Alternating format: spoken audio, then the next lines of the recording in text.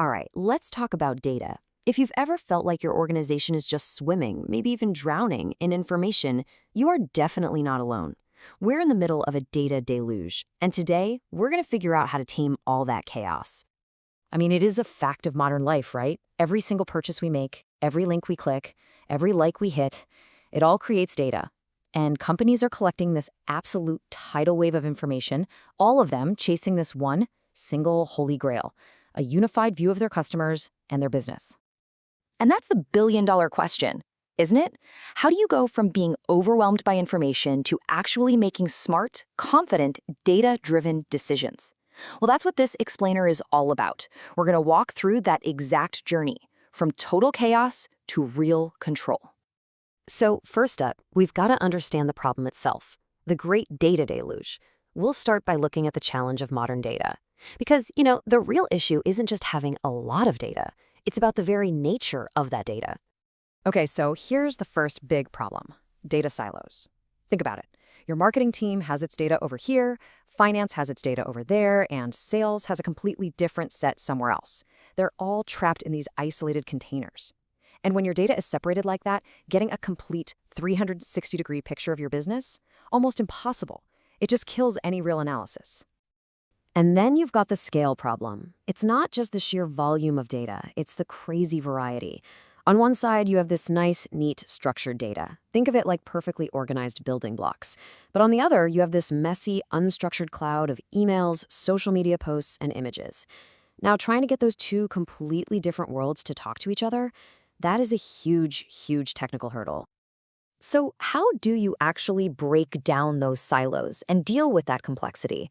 Well, that brings us to our next section, unifying and moving data. The first big strategic step is migrating to the cloud. You've got to get all your data out of those separate little prisons and into one unified place. And this visual really says it all. You're making a fundamental shift from on-premise systems, we're talking about actual physical servers in your own building, and moving everything over to the cloud. And this isn't just changing your address. It's about moving to a virtual environment that gives you unbelievable scale and flexibility. But here's the thing, moving to the cloud is not a one-size-fits-all deal. There are a bunch of different ways to do it. You could do a simple lift and shift, where you basically just copy and paste your applications as is. Or you could go all the way to rip and replace, where you completely rebuild your apps from the ground up to take full advantage of what the cloud can do. The right call really just depends on your goals, your budget, and your timeline. Okay, next section, choosing a modern data hub. So you're in the cloud, great. Now you need a new home for all that data.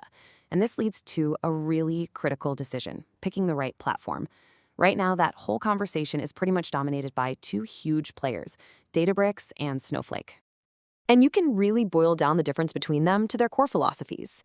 Databricks is fundamentally an open platform for people who want to build things with data.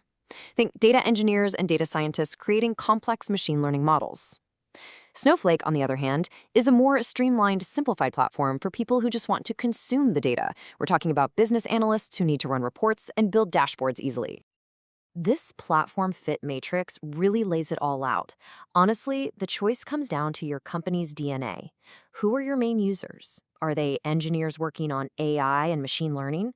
Databricks is probably a natural fit. Or are they business analysts focused on reporting? Then Snowflake's simplicity is likely your best bet. At the end of the day, it's not about which tool is best. It's about which tool is right for your team and the job you need to get done. All right, section 4, controlling the data flow. So let's say you've moved to the cloud, you've picked your platform, you're not done yet.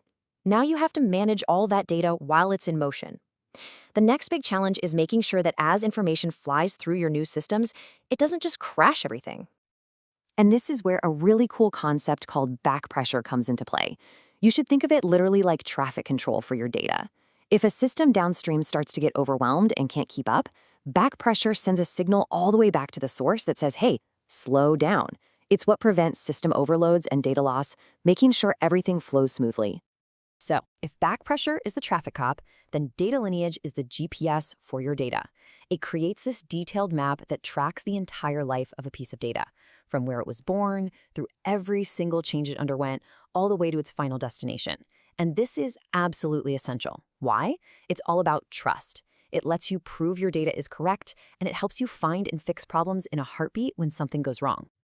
Okay, for our last section, we're going to talk about lessons from the field. Because we've covered a lot of technology, but that's really only half the battle. We have to talk about the human side of all this.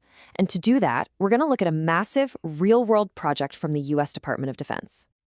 This is a direct quote from the person who actually led this whole migration project. And wow, does it capture the reality of it? These projects are incredibly hard. They demand a monumental effort from the people involved. This is so much more than just flipping a switch. So what's with this number, 22,748? Well, that represents just one piece of their project, migrating that many active contracts from a single, ancient system to a brand new one. The sheer volume is just staggering, and every single one of those contracts had to be moved over perfectly, without a single error. And this is how they manage that insane complexity.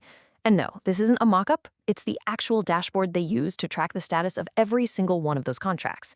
You can see how they're watching progress, spotting data quality issues, and checking the overall health of the entire migration in real time. This kind of visibility is absolutely crucial when the stakes are this high. So, after all that blood, sweat, and tears, what were their biggest takeaways? Notice anything interesting here? Not a single one is purely about technology. It was all about the people.